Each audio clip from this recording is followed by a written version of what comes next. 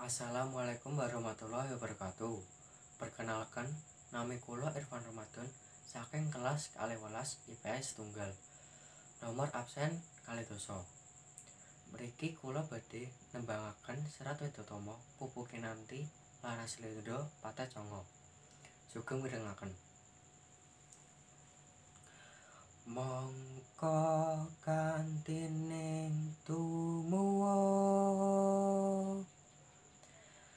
salame mung awas eling